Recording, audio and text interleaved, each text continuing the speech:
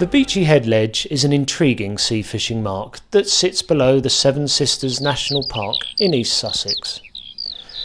The mark was once a bass mecca in the past, and people flocked to catch large bass and conger from the boat and also the shore. Now, although today the fishing isn't quite as good as times past, there are still some really tremendous catches to be had from these gullies around the ledge. And the mark we're talking about does describe this ledge, which is a rock feature running out to sea that provides the food and shelter for the bass that run up with the tide. The magnificent backdrop of those 500-foot chalk cliffs and those deep gullies of the ledge contrast with the flat falling sands beach to provide a stunning angling destination. This is not a mark for the faint-hearted, and provisions should be made for walking over 2 miles to get to the mark and back. It's a fishing venue that you'll really need to travel light too, and there's also a danger of being cut off by the flooding tide, both on the ledge itself and when it's high tide up against the cliffs. You'll be wanting to fish the spring tides here to get the best benefits, so really do keep a good lookout for these big tides and getting cut off. Okay, lecture over. The rewards can be fantastic here. You can find yourself casting towards individual fish that may well frustrate you as they hide behind huge boulders and they dart out to take your J13 plug or fish black minnow. But more of the tackle and tactics later, as we're going to take a quick look at one of the mysteries about Beachy Head Ledge, and that's how to get there. Beachy Head Ledge sits between Eastbourne in the east and Seaford to the west. However, it's the Eastbourne side that gives the closest access, and you park at the western side of Holywell, away from the town of Eastbourne. Now, the best place to park is Upper Dukes Road. So you're heading, you see the in the distance there you've got the hill rising up towards the top of Beachy Head. So you'll end up coming up to the tea rooms, which are straight ahead just to the left of that flag, and the road bent round there. As you see, you bend round and that takes us to this spot here. Parking is free, and unless there's an event running or it's high summer, you'll be able to park here no problem at all.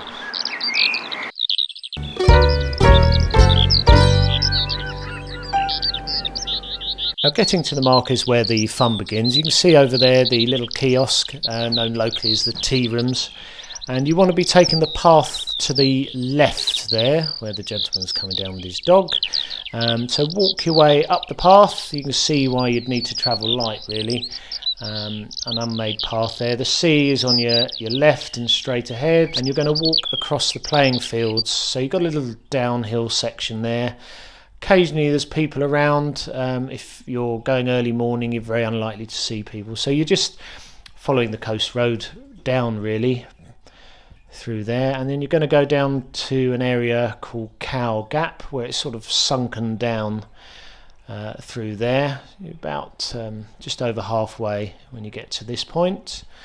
And then follow your nose all the way down through Cow Gap. You go through some thick bushes. This was actually filmed in spring here, down to Cow Gap, and then you'll find yourself down on the beach area, and you go down a little wooden bridge.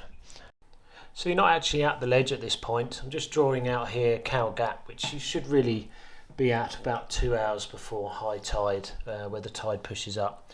The ledge itself is in the direction of that arrow there, and it's about 200 metres or so from that little wooden footbridge in the middle of the picture there. So you'll see the ledge at low tide. As I say, that's why you've got to come down at low tide, about 200 metres over there to the west. The tide obviously comes in this direction towards Cow Gap, past the ledge, and you're looking at it now towards the land, and that's the sort of terrain that you'll be casting over. We'd always advise you to come down to Beachy Head Ledge at low water.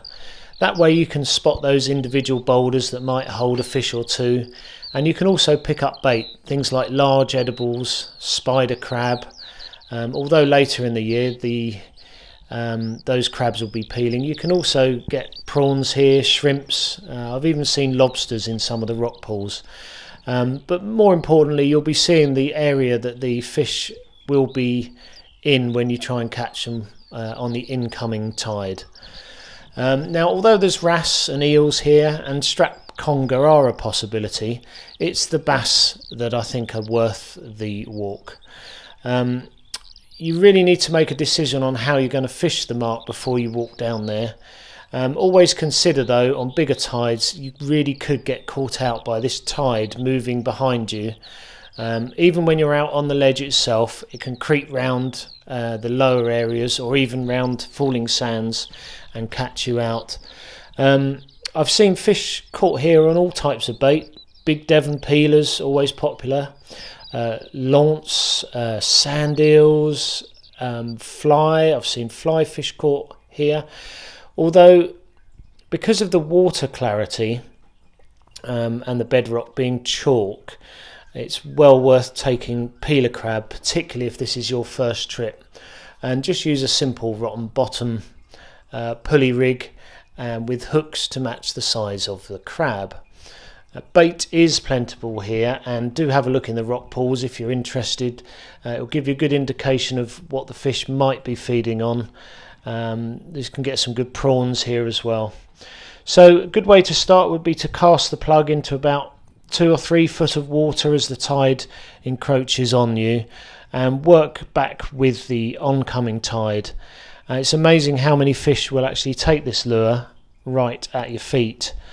So always retrieve it right in and get ready for a take just as you start to lift it out of the water. You can even see the bass spines breaking the surface if you look closely. I tend to use a J13 Rapala lure here. When the conditions are nice and clear, it avoids the snag, so when you stop winding it just pops up and avoids all those annoying snags. It's a really exciting way of catching the fish, and if you match that with a light rod and braid with a fluorocarbon leader, you can have some great sport. In less clear conditions I will be using the peeler crab here, 30-pound line straight through to that pulley rig, usually about a 3/0 or 4/0 hook with those 2, maybe 3 big juicy Devon peeler crabs wrapped up with bait elastic. The hook should always sit proud there, and you have a really top bass bait. I always drop this into a likely looking spot and form a loop of line so I can feel that first connection with the bass. Tends to take more fish, and it's very exciting when you feel that first sort of pull from the fish on your line there. Working back with the tide, you'll take fish right up to the cliff edge, so if you haven't connected with a bass, don't fear, as some of my best catches have been at high tide and an hour later. There are of course many more tips to catch fish here, but I don't want to give away all my hard-earned secrets, so we encourage you to give it a go. Take a look at low tide, look at those big gullies and rocks, and try and guess where the fish are. They're generally quite lazy, those bass, so if they can stay out of the run of water and take some easy pickings, they will.